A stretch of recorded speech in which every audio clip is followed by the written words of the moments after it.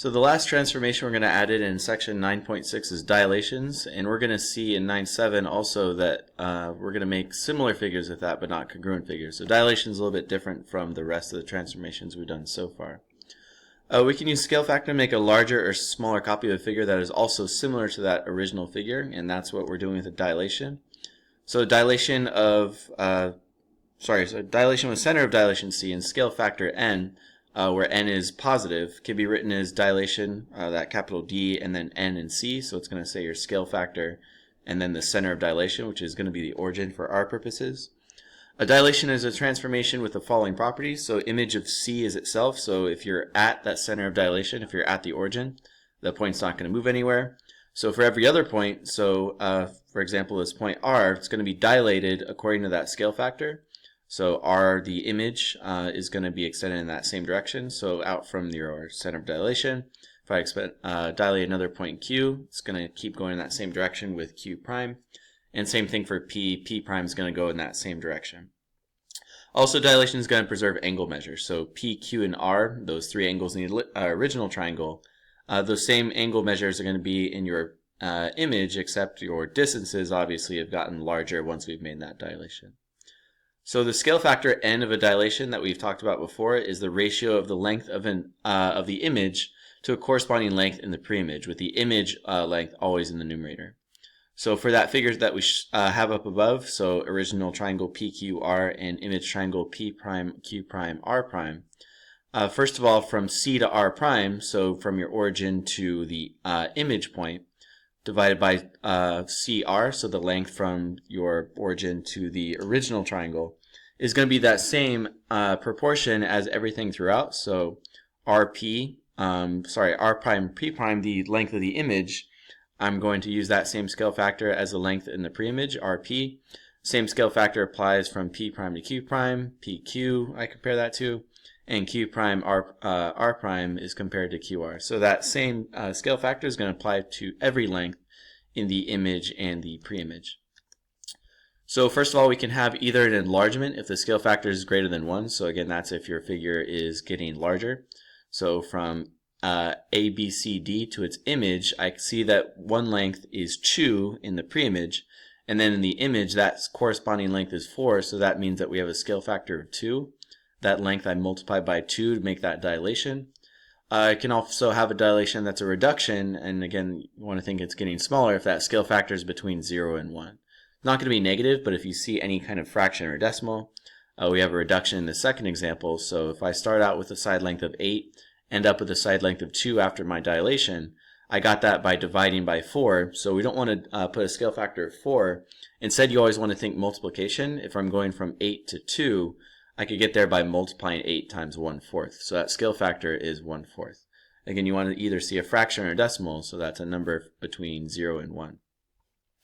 So next example, we're going to check these dilations. So dilation with a scale factor n and starts at point x. And we're going to dilate that preimage to get the image and decide if that's an enlargement or a reduction. If we remember the formula for scale factor, we have to put the length of the image on the top of that fraction. So in the image is the expanded figure, so R prime, T prime, X prime. The length of that side is actually 12. We can't put 8 because remember 8 just goes from T prime to T. So the length of the entire side in the image is 8 plus 4, so 12 is the length of the image. The length in the preimage was 4, so just from T to X. So if I'm finding that scale factor, again, image divided by preimage, I get a scale factor of 3, which means I have an enlargement because that scale factor is bigger than 1.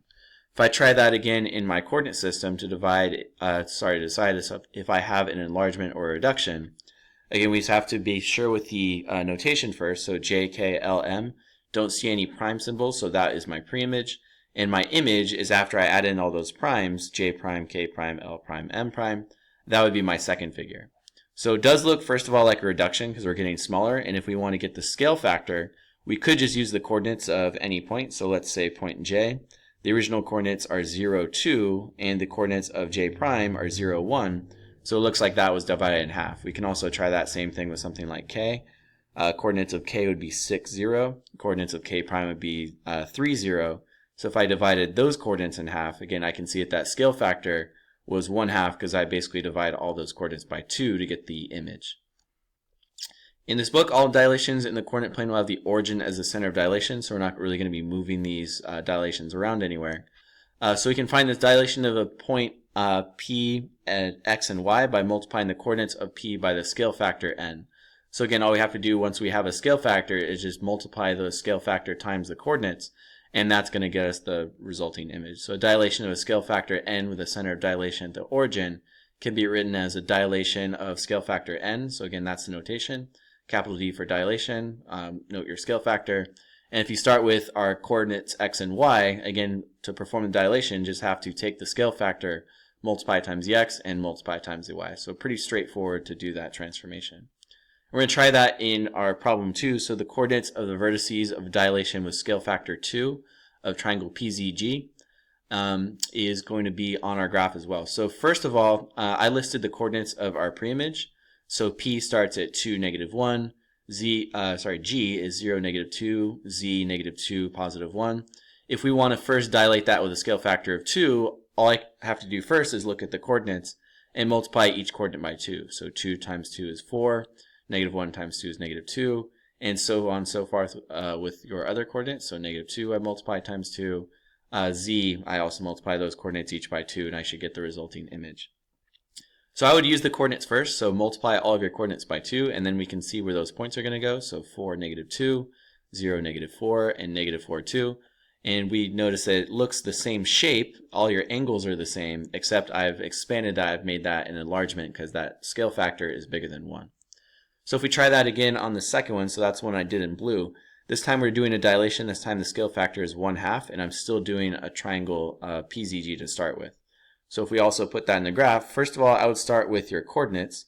Again, starting with the same 3 points. If I want to do a dilation with a scale factor of 1/2, all I have to do is, you can either think dividing by 2 or multiplying times 1/2.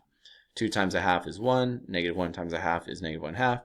Do the same thing with basically all of your other coordinates, and I have my resulting image. So if I'm trying to do a scale factor of 1/2, compared to your original pre-image, looks like that image is going to be smaller. It should be a reduction because, again, that scale factor is less than 1. So trying this in a word problem, magnifying glass shows you the image of an object that is 7 times the object's actual size.